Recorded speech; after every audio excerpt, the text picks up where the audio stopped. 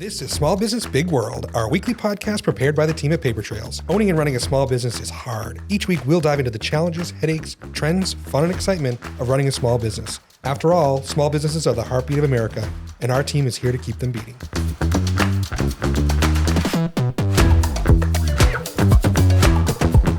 All right, welcome to another episode of Small Business Big World. Today we have Nate Moody here with Lebel and Harriman, one of our financial advisors, great retirement advisor here in the state of Maine. Thanks for coming, Nate. Thanks for having me. So just a little housekeeping before we get going. Reminder, be sure to like, follow, subscribe, all the socials, Instagram, TikTok, YouTube, Spotify, Apple Podcasts, all that fun stuff. Or go to our website, smallbusinessbigworld.com, get a subscribe. Feel free to leave us any feedback or shoot us an email, smallbusinessbigworldpodcast@gmail.com. John gave me a long one there.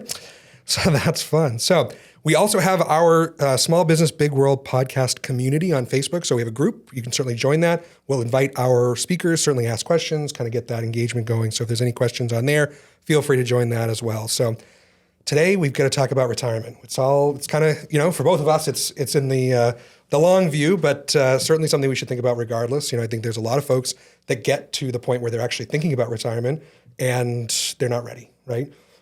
So we certainly talk with a lot of small businesses about their needs and trying to figure out what might be best for them. So what trends, Nate, are you seeing in the retirement space for small business owners and for small businesses in general? Well, first, I guess I'd say, when most people think of the retirement industry, they think of a very stodgy, sort of old, slow moving. And I think the first trend that we've seen is just an unbelievable increase in the velocity of change in what has historically been basically the same industry since 1974 when ERISA was first passed, which is the law that governs a lot of employee benefits. So really, we've seen a ton of legislative change, both at the state and the federal level, which I know we'll sort of dive into a little bit. The other big trend we've seen is, for better or for worse, we've just had a very tight labor market for a very, very long time. And I think most employers are realizing that it's not going away anytime soon because it's not necessarily a lot of employees on the sidelines, although there probably still are some. It's really a demographic shift, right? We have, whatever the stat that people love to throw around, it's 10,000 baby boomers turning 65 every day, and there's just not enough workers coming up behind them. And so every business, in lieu of maybe potentially wage increases, is looking at their benefits. And so we've seen the goalpost for what makes a competitive benefits package continue to get pushed back. And so that's a really major trend, is a lot of companies taking a fresh look at their retirement plan. And then I guess the last piece is certainly on the tax side. I think there's a lot of expectations that tax rates probably have nowhere to go but up, and most business owners would prefer to pay less taxes than more. And qualified plans continue to be one of probably the best tax mitigation options that are still available, even those are starting to be reduced a little bit. So those are a few of the big But those are tax benefits for both the employer and the employee, right? Yes, definitely. It's not just on the business owner, it's on the employee too. 100%. Yeah. Yep. So, certainly we see a number of different plans out there. Can you give me a little overview on some of the different plans that are available to small businesses, what the most common ones are, little features, benefits, kind of things like that? Yeah, so I guess I'll sort of start very, very high level, and we'll slowly kind of work our way maybe into a little bit of the details. But at its highest level, you have basically individual-based plans, which are like a payroll deduction IRA, which I think will be important as we get into these state-mandated IRA programs. And then you have employer-sponsored retirement plans. So that's sort of the highest two categories. Within the employer-sponsored retirement plan umbrella, you have defined contribution plans and defined benefit and plans. What's that mean? Because everyone, we hear these words, but what's it mean? Right? So in a defined benefit plan, which are not nearly as popular and common as they once were. That's a pension, right? A pension plan, exactly right. It's where the employer is defining your future benefit. Basically, it used to be you go work for a business, you work for them for 30, 40 years, and they define that benefit, which might be 70% of your 3 highest earning years for the rest of your life. And it basically was incumbent upon the employer to save enough money on your behalf to make sure they could pay that benefit. Which sounds really expensive. It was. And unfortunately, a lot of employers promised more than what they were actually able to fulfill. And so you saw a lot of these pension plans basically blow up, for lack of a better word. And so there was a big shift throughout the 80s and 90s from defined benefit plans to defined contribution plans. So instead of defining that future benefit, you define what you contribute now. And depending on how much you contribute, both as an employer and as an employee, that basically determines how much you get down the road. And it really shifted the onus of responsibility for saving for retirement from employers to employees. But just because it's a defined contribution plan doesn't mean that the employer can't put something in, right? Correct. And they do most of the time. And many employers do. I would say that if you looked at what they were putting towards their defined benefit plan versus what they were putting towards a defined contribution plan, it's probably much less, unfortunately, nowadays, although that pendulum's starting to come back a little bit. And part of it depends on what type of defined contribution plan. And this is where we'll start to get into some plan types that I think most people who are listening will be familiar with. So you sort of have the most streamlined and, pun intended, simple option, which is a simple IRA plan, which I've always hated that name because A, they're not as simple as people would think they are, as payroll providers can appreciate. Plus, it has IRA in it. So it's super confusing because everybody thinks of it as an individual-based plan, but it is truly an employer plan. And then you have 401k, 403b plans. So a 401k is for for-profit, 403b plans generally for not-for-profit. That would be sort of like the Cadillac of the defined contribution options.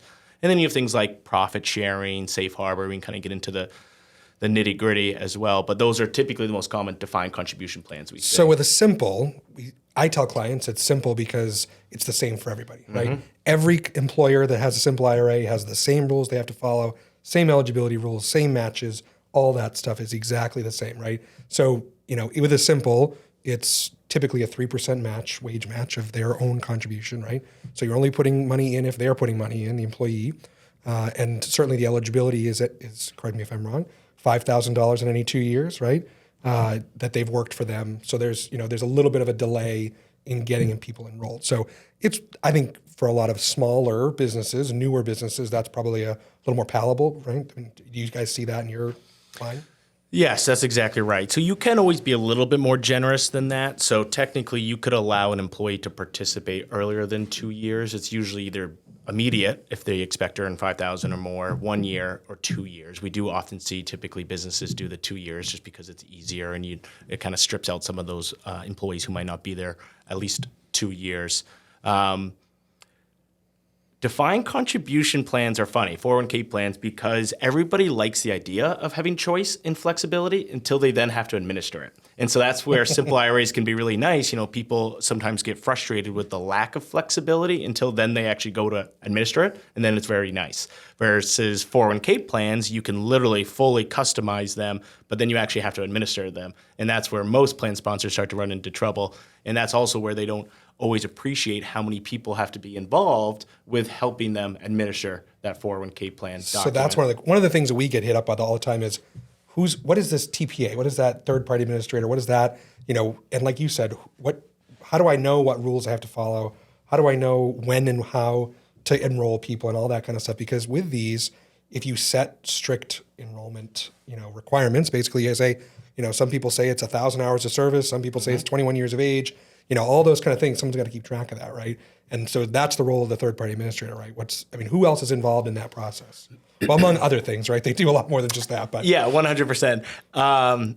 I guess I'll take it back for a second, then I'll answer your question. So there was a law passed in the 70s, which I referred to earlier, called ERISA. It's an acronym, Employee Retirement Income Security Act, 1974. I hate that I have that memorized. That law was passed actually in response to a car company that maybe some of the more mature listeners will remember, which is Studebaker. And Studebaker is a very massive car company, and it actually went bankrupt in the 60s. And when they did, they actually took money out of their employees' retirement plan to help try to foot their bill, which nowadays you would never, ever imagine. But the reason why you would never imagine is because this law, ERISA was passed in response to that.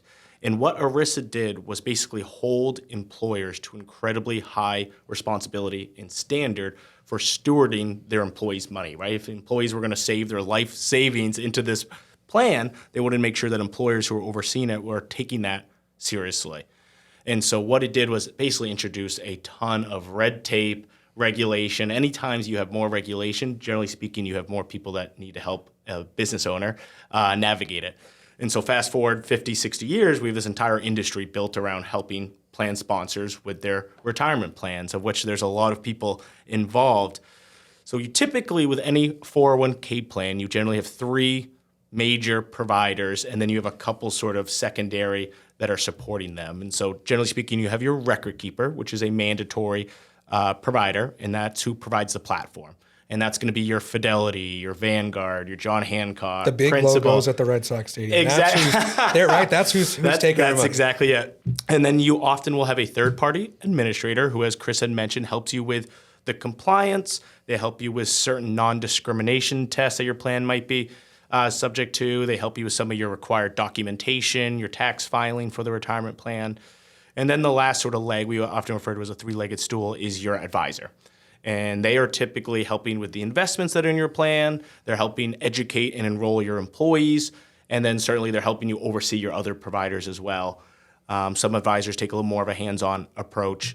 And then you have all these other providers around that are interacting with the plan. So you have a payroll provider who's helping you submit contributions and tracking contribution changes. If you mess up your plan, there's a correction program, and you might have to have an ERISA attorney help you with that. Hopefully we don't get to that point. Yes, exactly. That's the goal. I'm trying to think who else would be involved. And then you have, excuse me, obviously as an employer, probably more involvement than what you would like to have, especially nowadays with all the new regulation. And I think we'll probably talk about Secure Act 2.0 here in a second. But what we're starting to see, as I get another trend that I didn't mention at the very beginning, is, with every new piece of legislation, 401k plans just become more unwieldy for your typical business owner who's busy running their own business. And so we have seen a ton of, really like a resurgence of focus on streamlining administration, because especially from an HR perspective, who typically benefits gets kind of dumped onto, they're just spread more thin now than ever. Sure. And so being able to provide them with one less thing to do throughout their day is a very huge value add. So it's good to know the players involved, right? So what's, there's a lot of changes, right? The regulatory environment right now is moving so fast across the board, but especially in the retirement space. What's going on with that right now? Yeah, I think part of it is in response to, we talked about that stat earlier, right? The 10,000 baby boomers turning 65 every day. Here in Maine, that's especially the case, but it's a nationwide epidemic. And what we're seeing, unfortunately, is for many of them, a serious unpreparedness for retirement, if unpreparedness is a word. I think it might be. And so what we've seen the federal government do is take it upon themselves to try to solve that sort of retirement savings gap through legislation. And part of it really, I think, stems from that shift we talked about earlier, from defined benefit plans to defined contribution plans, from pension plans to 401k, from the employer saving to employee saving. And the challenge was, particularly during the 80s and 90s when that phenomenon was occurring, there really wasn't very much information on 401k plans. A lot of them were what we call balanced forwards. You couldn't even view them from a day-to-day basis. They didn't have the online access like they do now. They barely even had the internet at that point. And so you had this whole generation of workers who really are serially undersaved and underprepared. That's the word I think I was looking for earlier, for retirement.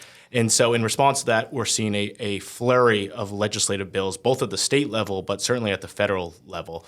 So there's a law passed back in 2019 that was called Secure Act. And then there's a law passed in 2022, right at the very end of the year, that was called Secure Act 2.0. They're very creative in Congress because it builds on the first law passed back in 2019. And in general, this is actually one of the quite bipartisan bills that we've seen in a long time, right? Both sides of the aisle, everyone seems to kind of get on board with these. Extraordinarily. And there's already talk of a Secure Act 3.0 working its way through Congress. And I would say that the vast majority of the bill, or I guess now it's the law, is centered around a few different themes. The first is trying to get more companies to offer retirement plans, trying to get more employees enrolled in those plans, and then trying to get those employees to save as much as possible between now and retirement. And I think there is some angst out there, or I guess what's the right way to put this in a politically correct way? I think there's a lot of business owners who view this as the federal government's last-ditch effort to prop up the private pension system over some concerns with the solvency of Social Security. I don't really buy into those fears, but it's something we hear from clients a lot. And what I will say is for those business owners and for those employees who are more cynical about Social Security, that means that the only person that's going to pay for your retirement is you.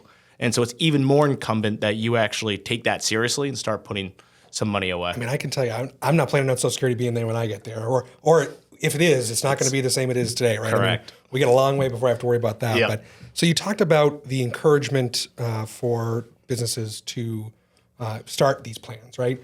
I know there's a lot of tax credits that come with them. What do those kind of look like? That's exactly right. So And then on the second piece, we talk about a tax credit. Why do you need that? What are the costs associated with these kind of things? That's a great question. So Secure Act 2.0 significantly increased the tax credits available for small businesses that start a plan. And they actually introduced a totally new tax credit as well for small businesses that start a plan and provide an employer contribution. So you're always able to make tax deductible employer contributions, but this actually provides a tax credit. And very quick sort of accounting lesson, a tax deduction, you're able to deduct against your income that's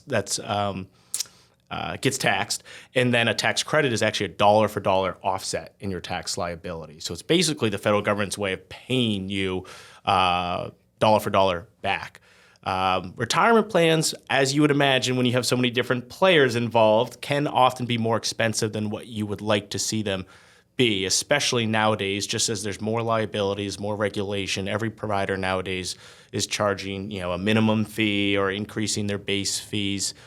And so typically what you'll see is, the record keeper will charge a base fee, maybe a per participant fee, the TPA will charge a fee, and then certainly the advisor will charge a fee. So once you add all three of those together, those tax credits I mentioned help offset that cost. And it's a component of how many employees you have, and specifically how many non-highly compensated employees you have, which is something the IRS defines on an annual basis. It's always fun. Yeah. And those numbers change every year. I mean, one of the things, we haven't talked about is how much can you put in these, right? So certainly certain limits defined by the government every year. They adjust for us every year. This year, I don't have my little cheat card. I'm gonna break down here. I don't have it, but certainly Simple IRA has a lower limit. 401ks have a higher limit. There's catch-ups on both if you're over 50.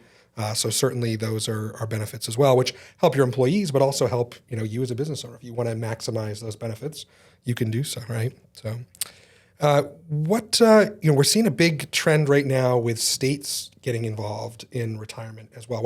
What's that landscape look like right now? I know we're experiencing that shift right here in Maine right now. Last week, we went through and launched a new program, but what's going on around the states, other country with the states? Yeah, I think the unfortunate reality is that there are still quite a few employees out there who do not have access to retirement through their employer, especially in the smaller to medium-sized business marketplace. I think here in Maine, the access gap, which is what they're calling it, is around 40%. So almost 1 out of 2 Maine privately employed employees don't have access to a retirement plan through work. And there's a bunch of crazy stats that AARP has released that just show how much less likely you are to save for retirement if you don't have access to a plan through work. But more than that, what you touched upon with the limits is the individual retirement account, IRA, some people call them IRAs, the limit for 2024 is $7,000, which is a lot of money for a lot of people, but certainly is probably not enough to retire on down the road, especially with where inflation's been going for the last couple of years. For a simple IRA, you're able to do $16,000, so a lot better, and that could be pre-tax, Roth. We can talk about that as well. 401k for this year is $23,500. So you just look at the disparity between those that have to save on their own versus those who are able to save through their employer. And so in response to that, you're seeing more and more states, and I think it's up to 14 states have now passed some form of legislation that's basically mandating that employers either start their own retirement plan or automatically enroll their employees into what's a state-run retirement program, which is technically an IRA-based program. At least that's where the majority of the states have leaned towards. And those state, we call them the auto IRA programs, right? What do those look like? Because usually there's a auto enrollment, right? If you're going into that plan, your employees have to enroll, or they don't have to enroll. They're going to be automatically enrolled unless they opt out, right? I mean, those are the types of things, but it's an IRA. So there's all sorts of different income restrictions and limits and things like that haven't really been quite figured out yet. I don't think on that level, but yeah, I mean, how are you seeing these rollouts going? Have you seen participation across the country going well in these auto IRA programs? Are you seeing people going into, the private plans, into the defined contribution plans? Where's it going? Yeah, so I want to back up and just talk about automatic enrollment for a second for anybody who's maybe not familiar with that. Which we're going to have, that's a Secure 2.0 term. issue, Exactly. Right? So. Yeah, it's where it ties all together. So again, not to kind of keep going back to go forward, but when we look at the old defined benefit, the pension system, it was basically an automatic enrollment system. The difference was that it was your employer saving automatically on your behalf, and it was really not something you ever had to think about or worry about. And then we shifted over to defined contribution plans, 401k plans, and 99% of them were opt-in. So what does that mean? Once you become eligible for your retirement plan, most companies have some sort of waiting period. We call it an eligibility timeframe. Some people call it a probationary period. You have to actually take an action to save for retirement. And unfortunately, for a lot of people, most people want to save for retirement, right? Most people want to retire. Yeah, people want to be ready. I mean, that's, exactly. But people don't for a number of different reasons. They don't think they can afford to. They, weren't taught any financial literacy in school, they're intimidated by it, or they just keep meaning to and they just keep waiting. And they don't appreciate how valuable time is when it comes to saving for anything, but especially for retirement. And so one of the big trends we're seeing in the retirement industry is a move away from the opt-in and towards the opt-out. And so with Secure Act 2.0, I promise I'll get back to your original question, Secure Act 2.0 is mandating that for any new 401k plans started after that law was passed, which was December 29th, 2022, will have to have automatic enrollment in it. So now once you become eligible, unless you opt out, the default is now that you're going to start saving for retirement. And that's the same framework that the state IRA programs are following as well. So the vast majority of them have centered around an automatic enrollment rate of at least 5%. And then on top of that, an automatic increase, which means, okay, you automatically go into the plan. If you still continue to do nothing, a year later, we're going to bump you up to 6. If you still do nothing a year later, we're going to bump you up to 7. And then all the way up to 10, which 10 to 15% is what a lot of the industry experts agree is sort of that ideal savings rate to try to replace, at least 70% of your income in retirement, which is sort of what you can expect to need at least to maintain your standard of living. Which seems like a lot of money from a long time from now, right? We got to get that going. But so new business or a young business comes in, maybe they're going to be forced into one of these auto IRA programs.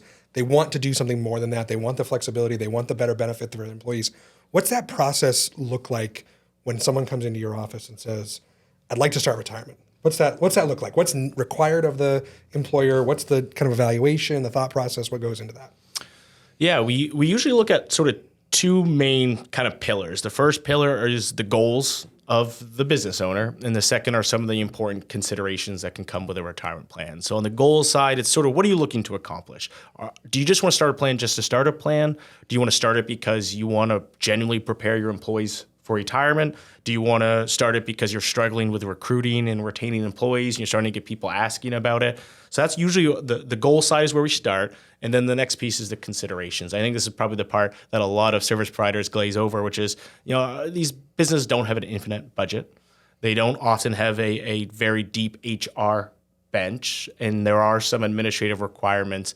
And then certainly, one of the things, and I think, not to get too into the weeds onto the legislation side, but is like controlled groups. And what we're starting to see is a lot of business owners nowadays might own multiple businesses, and that can cause a whole host of additional complications, as I know Chris can appreciate, on the retirement plan side. And so generally speaking, nowadays we see most businesses going with the defined contribution, and it's typically going to be the simple IRA or the 401k.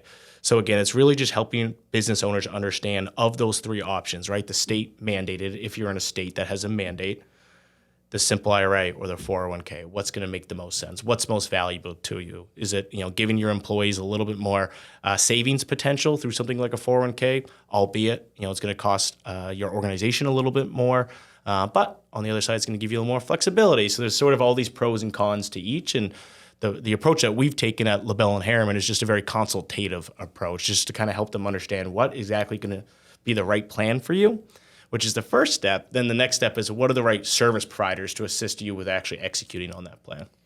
Yeah, if you look at, I always tell people that generally speaking, a retirement plan is a relatively affordable benefit to offer, right? If you're looking at a simple IRA, you're looking at 3% on $50,000 a year is $1,500, right? Yep. And in general, whereas a health plan could be $500, $600, $1,000 a month, right? That's the really generous piece. But overall, you're looking at a pretty low barrier to entry cost-wise on these plans. So, and those are deductible expenses to the business, right? So now certainly every business is unique. If there's turnover and, if you're a restaurant and you have, turnover, you turn over 70% of your staff every year, there's different considerations, of course. But overall, it's affordable. I mean, now certainly when you get into those 401ks, there's other third-party fees, right? We've noodled around those a little bit, because the third-party administrator is going to want a chunk, the advisor is going to want a chunk, the record keeper is going to want a chunk. Everyone's looking for their, slice of the pie, which can sometimes take away from earnings on the plan, right? I mean, depends on how you structure it, right? Because there are options for that to take out of the participants, right? Some of those admin fees might come out of the participants. That's exactly right. Yeah. So as a plan sponsor, you have the option to either pay the fees yourself as a business owner and take it as a tax deductible expense, or to pass it on to participants. And there's really full flexibility with which fees you pass on, which ones you pay. Generally speaking, what we often see, particularly for smaller businesses where the business owner likely will have one of the largest balances in the plan, because most of the fees that are paid out of the plan are usually assessed what we call pro rata, which means, your pro rata share of the overall plan, you pick up that share of the fees. And so for most business owners, when they're faced with, I can either have my business pay this and I can take a tax deduction, or I can pay it out of my own retirement balance, and most of that's going to come from my account. Generally speaking, we like to see them pay it, or most business owners tend to pay it right out of the corporate expense account. But you do have that option to pass it off, and especially early on when you still have those tax credits available to you. I know we didn't get too much into the weeds, but it's a 3-year tax credit program. Plus, there's that new employer contribution tax credit. It's actually 5 years. So for those first 3 to 5 years, it often is in a business's interest to pay those and then to be able to claim the tax credits, because often they'll be able to offset almost all, depending on the size of the organization, all of those plan expenses through those tax credits. And what are some of the more advanced features? We see the 401k is a Ferrari, right? It's got lots of room behind it. It's got lots of options. I always say lots of bells and whistles, right? Yep. What are some of those higher end things that folks are using within those plans to benefit their employees, themselves, their tax situation, all those kind of things? I mean, safe harbors and profit shares and all that kind of stuff. What do those look like? Yeah, so I guess the great lie that's told out there is that high income employees have all these different ways to avoid taxes, and that might be true for I don't know if you watch everyone on TikTok. Grant Cardone tells me every day, hey, you're doing it wrong, Section 179 deduction, buy a Cadillac December 30th. Yeah. But that might be true for the 0.001%. But unfortunately, there are very limited ways for both business owners and higher income employees to be able to defer and avoid income tax. But one of the best ways is through retirement plans. Now, the caveat to that, particularly with 401k, 403b plans, is something called non-discrimination testing, which is basically the IRS's way of saying, hey, business owner, if you start this retirement plan, it's supposed to be not just for the benefit of you, but also your staff, your kind of rank and file. And so they look at how much your rank and file saves versus how much you save, and how much your family members save, and how much your highly compensated employees save. Now, the way around that is through something called safe harbor, which is basically the IRS's way of saying, if you as a company put in a generous enough contribution, we don't care how much you save. We'll sort of absolve you from that non-discrimination test. And then that way your business owner and your high income employees are able to defer up to that, $23,500. And what are you seeing for matches today? It used to be the good old 3%, but I mean, nowadays I feel like we've got all these different, particularly with the safe harbors, we have different tiered matches. I mean, we see clients that sometimes are 6, 8, 10% of that. What's the average you're seeing? Yeah, so it used to be the 50% up to 6, right? It was called the stretch match. It was what every single business did. Almost didn't matter what the industry was. And then we've seen a huge gravitation towards the safe harbor. But now that almost everybody's going towards the safe harbor, now, as I mentioned, the goalpost being pushed back, now every company is looking to increase that. So it's still, I would say, the most common match formula is that traditional safe harbor, which is a little bit of a quirky one. It's a tiered. It's 100% on the first 3% of an employee's savings, 50 cents on the dollar on the next 2%. So basically, if an employee saved 5% or more, they'd get 4%. I'd say that's still probably the industry standard, and certainly differs by industry. Professional services, you're starting to see large profit sharing or non-elective contributions being layered on top of that. But I would say still that 4 or 5%. But where we've seen probably the biggest change in plan design over the last couple of years is with employee eligibility. And part of that is a result of Secure Act 2.0 and this provision, which Chris will grit his teeth at, long-term part-time, which is you can no longer exclude part-time employees, generally speaking, from your retirement plan.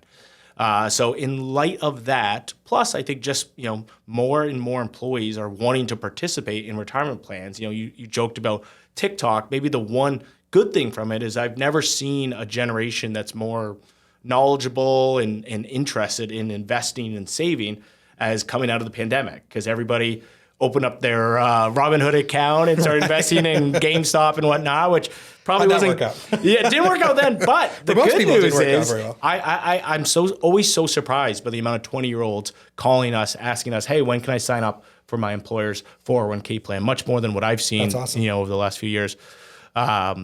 And so we're seeing employee eligibility. It used to be, every company made people wait a year. And why make them wait a year, especially if you don't have that much turnover? Sure. And so we're starting to see that be, 30 days, 60 days. Maybe you align it with some of your other benefit wait periods, so that way it's a little bit easier on the eligibility tracking side of the equation. But that's probably where we've seen one of the biggest changes, in addition to looking at the employer contribution, is around that employee eligibility and just allowing people to save earlier. That's great. What about, we've talked about profit share. What's that look like? What's that? I mean, that's another tool in the toolbox, right, for these 401ks? 100%. And I have to laugh for a second, because if you look at a lot of provider websites, they'll call all of these things separate things, right? They'll say safe harbor 401k, 401k, profit sharing 401k. It's all built around the 401k. Yeah, it's all the same design, right? plan, exactly. So think about the 401k plan as like the hub. And then off of that, you have different spokes. And you can have a safe harbor feature on your 401k plan. You can have a profit sharing feature on your 401k plan. Now, a safe harbor requires an employer contribution, and that's required, right? Profit sharing can be discretionary. So it provides you as a business a ton of flexibility to the extent that you have an awesome year to be able to reward your employees and say, hey, listen, you guys all chipped in. I know it was a busy year or maxed out. Probably most business owners 2023, to be honest. We're going to put a little bit extra into the plan. And oh, by the way, that's tax deductible. So not only are employees not paying income tax on that amount, but as an employer, you're avoiding payroll tax. So it's an incredibly efficient way for you to compensate your employees while also candidly protecting them from themselves, because most people, and I put myself into this camp, once that money hits my checking account, it finds a way to get spent. Sure. It does not find its way into an IRA or retirement plan. It's coming from a retirement plan advisor. So be able to put some of that into the plan is not only more tax efficient, but it also helps, make sure that there's something, adding in. Plus, it's a nice benefit. So one of the challenges, in full transparency, we've had a great couple of years of paper trails as well. We've been able to participate in some profit sharing as well, and we've thrown money at our employees, which is everyone has been well received. I think the first year we did that, the reaction was, "Oh, I can't touch that money," right? It was the same thing, right? Like, "Oh, I can't get it," right? But there are mechanisms. You can take a loan on your 401k if you really need it, right? There are some mechanisms, early distributions, which you pay the taxes, you negate that tax benefit. Yep. But certainly, I think it's a different way of thinking for the employees as well. At least in our experience, we see that with some of our clients that do it too, that they say, great, your employees are grateful that they got this money, but they're not going to realize it until 20 years down the road, and then they're really going to be really grateful. I think they're going to come back and say, "Gee, Chris, you were really a great boss back then." I hope that's what they say anyway. And you can be flexible as a employer. So certainly a bonus has certain benefits, right? Sure. Which is money now, and you can use everything. You don't have to just do profit share. You could do bonuses. You could do everything. Exactly. Right? Plus, with a plan design, you can give employees the ability to defer a bonus into the plan. Right. So it's kind of best of both worlds, right? So maybe you put a little bit of money directly into the plan because it's more tax efficient and it protects people. But then you can also just pay out a bonus out of a portion of that, profit sharing amount. And then for those employees who would rather just have it all into the plan, they can defer it into the plan. Right. For the employees who, might be paycheck to paycheck at that time period, they can take it. And, certainly that's going to be a nice benefit for them. Yeah, that's awesome. So we're just about running out of time here, but what else do we have for us? Anything exciting that's coming down the road from retirement? Anything that you think business owners need to do? Save early, save often, right? That's the... Yeah, I think we just continue to see more and more business owners exploring complementary qualified plans. So I know we were talking a little bit earlier about ESOPs, and then we talked a little bit about defined benefit plans. And so defined benefit plans are actually sort of having sort of a renaissance right now, and specifically something called a cash balance plan. And a cash balance plan is almost like the love child between a defined contribution and a defined benefit plan, but it provides unbelievable tax benefits to a business owner. So I think I called the 401k plan a Cadillac. I think I would have reserved Ferrari for the cash balance plan. All They're right. finicky. They can break down, so you got to be very careful before you move into one. But the tax shelter ability of it is really unparalleled for anything you could ever see in the 401k world. Grant Cardone, did you get that for your next TikTok? I'm surprised he actually hasn't talked about it before, which is probably why people actually use them. But and then on the ESOP side, so we've seen a proliferation of them across the country, but particularly up here in Maine, we've seen a ton. And an ESOP, an employee stock ownership plan, for those who aren't aware, is basically a way for you to transfer some or all ownership of a business into a retirement plan, into a trust in which your employees, through working, earn those shares and that ownership. And so that's certainly something we've seen. And again, it is technically a qualified retirement plan at its core. So you're just starting to see more and more of these, secondary retirement programs being put in, some for tax benefits, some as a succession plan. We're going to have you back on a whole episode of ESOPs. I feel like there's a lot on that. I think so. And then I guess the last sort of major trend we've seen is a lot of what we've talked about today is all about the accumulation phase, right? Getting more people to save for retirement. Where our industry has really dropped the ball, or where I guess the next ball we need to pick up, is on the decumulation, right? A lot of businesses are starting to do a pretty good job of getting their employees to retirement. And then once they're ready to retire, they basically, all right, good luck. Don't let the door hit you on the way out. And good luck figuring out how to make that money last, how much you can pull out in a year, what to do when the market's down. We really don't provide any support. So what do most people do? They roll their money out of their 401k plan, where they have institutionally priced investment options, where they have fiduciary oversight, where they might have economies of scale. They roll it into an IRA where they have none of those. They go hire an advisor, paying 1% plus retail price investments, and it chews away at what that money, how long that money can last. Or they don't have any support, and then they might end up running out of money early. So that's really the next big piece. And ironically, a lot of that stems from Secure Act 1.0, which introduced the possibility for what are called lifetime income solutions within the retirement plan, which is basically a euphemism for annuities. And I know when people hear annuities, the hair on their neck stands up, but this would be institutionally priced annuities within the fiduciary framework, which is, I think, where they operate best, as opposed to the sleazy salesman going door to door selling an annuity to like your grandmother, which is what everybody pictures when they hear annuity salesman. So that is probably what we're most excited about, is helping to design a system that can help with the decumulation, just like with automatic enrollment has helped on the accumulation side. That's awesome. Lots and lots still to keep digging into this. Retirement world is just crazy. There's, like you said, lots of changes have already come through that we're all trying to figure out together. So thank you very much for joining us today, Nate. People want to find you online. How can they do something? How do they get in touch with you? Instagram, website, what you got? Yeah, so Nate Moody again at Lebel and Harriman Retirement Advisors. You can go to our website, www.lebelharriman.com. You can also find me on LinkedIn. We're not on Instagram or Facebook. Financial regulation makes it pretty difficult to run social media pages in today's day and age, which is how for anybody on TikTok that's giving advice probably isn't a licensed advisor, because they're on TikTok giving advice. Yeah. But yeah, thank you. Awesome. Well, thanks again. Just a reminder, everyone, make sure you like, you follow, you subscribe to us on all the social medias, smallbusinessbigworld.com. Keep us posted, and otherwise, we'll see you next week. Thanks for listening to this week's episode of Small Business Big World. This podcast is a production of Paper Trails. We are a payroll and HR company based in Kennebunk, Maine, and we serve small and mid-sized businesses across New England and the country. If you found this podcast helpful, don't forget to follow us at Paper Trails Payroll across all social media platforms, and check us out at papertrails.com for more information. As a reminder, the views, opinions, and thoughts expressed by the hosts and guests alone. The material presented in this podcast is for general information purposes only and should not be considered legal or financial advice. By inviting this guest to our podcast, Paper Trails does not imply endorsement of or opposition to any specific individual, organization, product, or service.